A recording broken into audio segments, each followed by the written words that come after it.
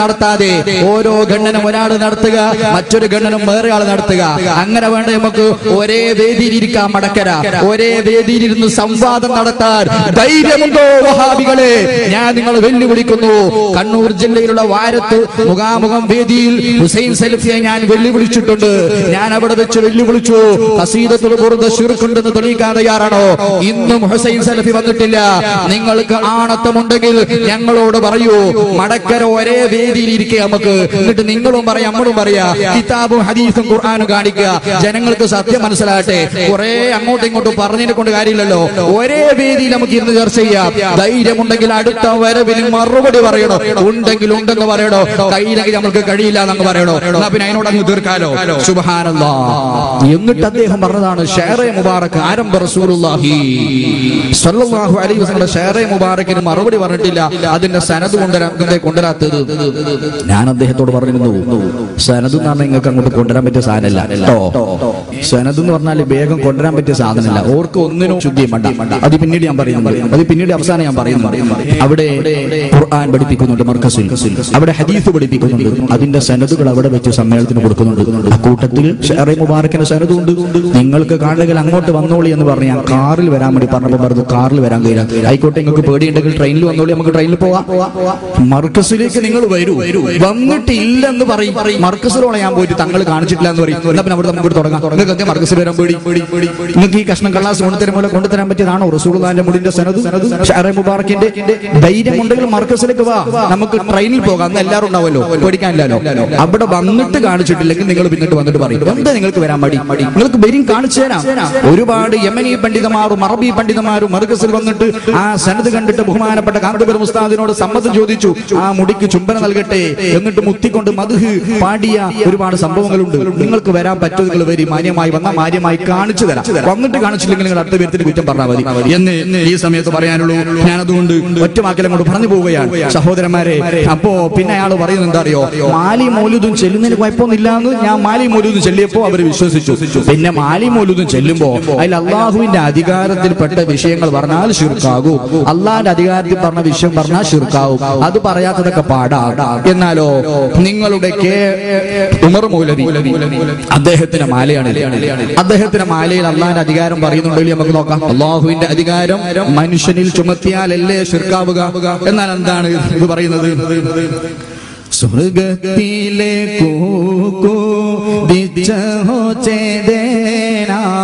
വേദന ശാന്തീതൻ സായുജമാകുവാൻ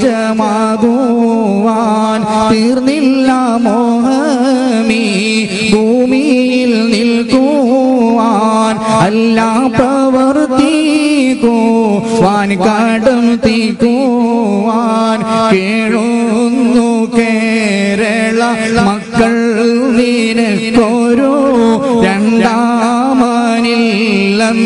ദുഃഖം ശ്രവിക്കയാൽ മലയാള മണ്ണിൻ നിന്നു സൗഭാഗ്യമായി നീ മൂന്നാമൂമറായി ജീവിച്ച നാളുകൾ പരശുരാമന്റേതോ കഥയെങ്കിൽ ദക്ഷിണ കേരളം നിന്റേതോ മാത്രമല്ല ഓരോ സ്വർഗാലോകം കൈക്കുള്ളിലാക്കി ജീവിക്കവേ എങ്ങനെയാന്നു സമ്പാദിച്ചു ഭൂമിയെ യാമോഹിയ തിനി യാമോഹിയ തിനി യാമോഹിയ തിനി അബ്ദുൽ ഖാദിർ ജിലാനി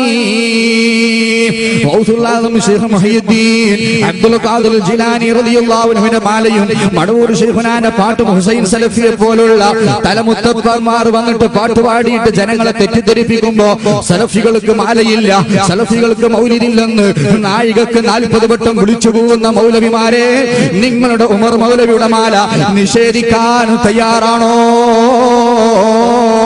അല്ലാഹുവിന്റെ അധികാരം മനുഷ്യനുള്ളെന്ന് പറഞ്ഞാൽ അത് ശിർക്കാണ്, തൗഹീദിനെതിരെയാണെന്ന് പ്രസംഗിച്ചില്ലേ നിങ്ങൾ?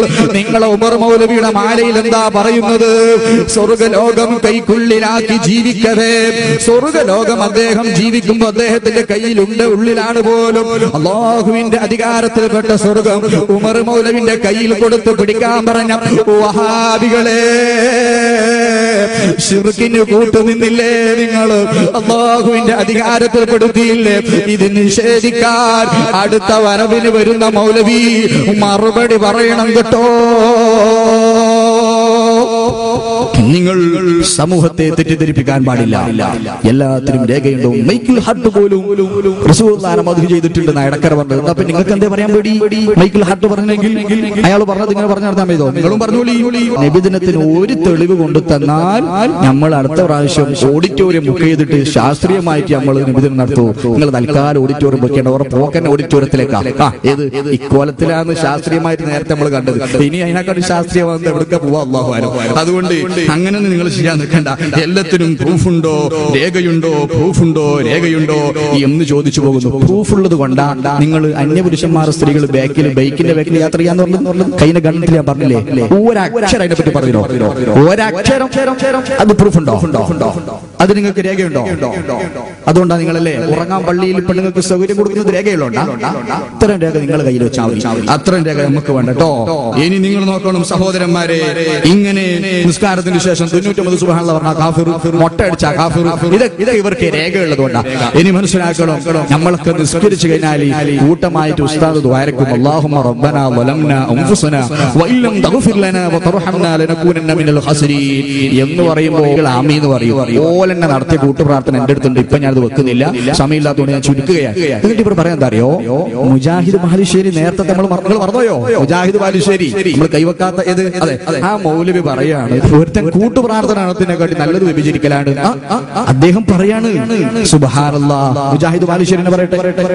ഒരു തിന്മ ഒരാൾ വ്യഭിചരിക്കുന്നതിനേക്കാൾ, ഒരാൾ മദ്യപിക്കുന്നതിനേക്കാൾ, ഒരാൾ പലിശ കൊടുക്കുന്നതിനേക്കാൾ, ഒരാള് ഈ നിലക്ക് അധർമ്മം പ്രവർത്തിക്കുന്നതിനേക്കാൾ, അളവിലും ദുഃഖത്തിലും കൃത്രിമ പ്രവർത്തിക്കുന്നതിനേക്കാൾ പിശാചിന് ഏറ്റവും ഇഷ്ടം നമസ്കാരത്തിന് ശേഷമുള്ള കൂട്ടപ്രാർത്ഥനയാകുന്ന ബിദ്അത്ത്, സുബഹിക്ക് ശേഷമുള്ള കുനൂത്താകുന്ന ബിദ്അത്ത്, നമസ്കാരത്തിന് ശേഷമുള്ള കൂട്ടപ്രാർത്ഥനയാകുന്ന ബിദ്അത്ത്, സുബഹിക്ക് ശേഷമുള്ള കുനൂത്താകുന്ന ബിദ്അത്ത്, നമസ്കാരത്തിന് ശേഷമുള്ള കൂട്ടപ്രാർത്ഥനയാകുന്ന ബിദ്അത്ത്, സുബഹിക്ക് ശേഷമുള്ള കുനൂത്താകുന്ന ബിദ്അത്ത്.